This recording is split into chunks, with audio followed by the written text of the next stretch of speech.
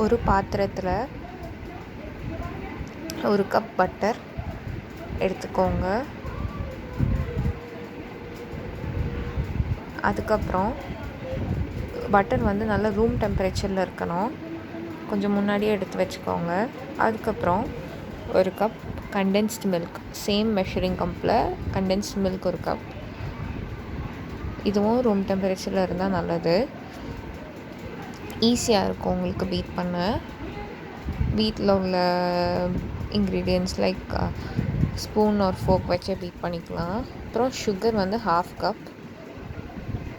அது வந்து condense milk போடுறதுனால சுகர் குவான்டிட்டி கம்மியாகவே யூஸ் பண்ணிக்கலாம் நம்ம. அதுக்கப்புறம் மைதா மாவு 1/2 கப். அதுக்கப்புறம்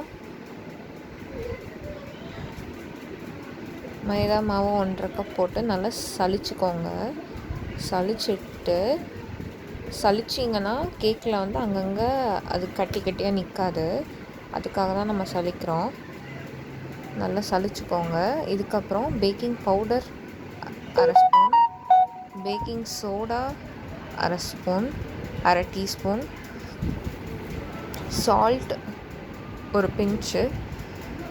சால்ட் வந்து எப்போவுமே ஸ்வீட் டிஷ்ஷஸில் வந்து just for enhancing the sweet flavour.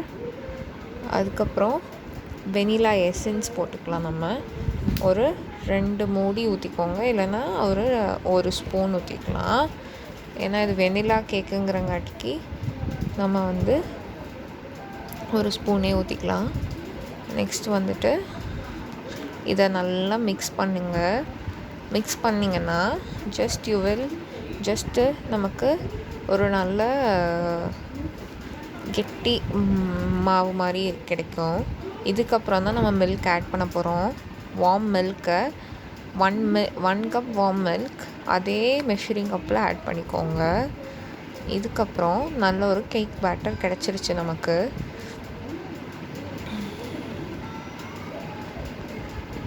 இனி ஒரு பாத்திரம் எடுத்து எந்த மோல்டு உங்கள்கிட்ட மோல்டு இருந்தால் எடுத்துக்கலாம். மோல்டு இல்லை அப்படின்னா ஒரு பாத்திரத்தில் பட்டர் போட்டு மாவு போட்டு டஸ்ட் பண்ணிக்கோங்க. அதுக்கப்புறம் நம்ம குக்கரில் தான் இன்றைக்கி பேக் பண்ண போகிறோம். அதனால் குக்கரில் சால்ட்டு நான் இதை ஆல்ரெடி யூஸ் பண்ணியிருக்கேன் ஒன்ஸ் பேக்கிங்க்கு, அதனால் அதே சால்ட் திருப்பி யூஸ் பண்ணுறேன். அந்த சால்ட் போட்டுக்கோங்க, இல்லைன்னா மணல் இருந்தால் மணல் கூட போடலாம்.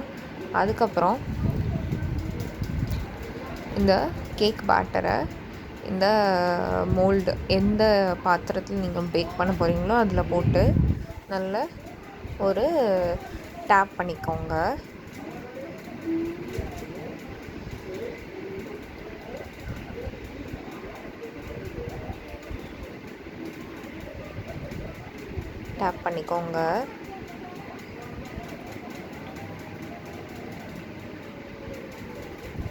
இப்போ குக்கர் ப்ரீ ஹீட் ஆகிருந்தது, அதை க்ளோஸ் பண்ணி வச்சுக்கலாம். நம்ம இப்போ அதில் விசில் போட வேண்டாம். விசில் போட்டால் இட்ஸ் நாட் சேஃப். அதனால் நீங்கள் விசில் போடாமையே இது விட்டுடலாம்.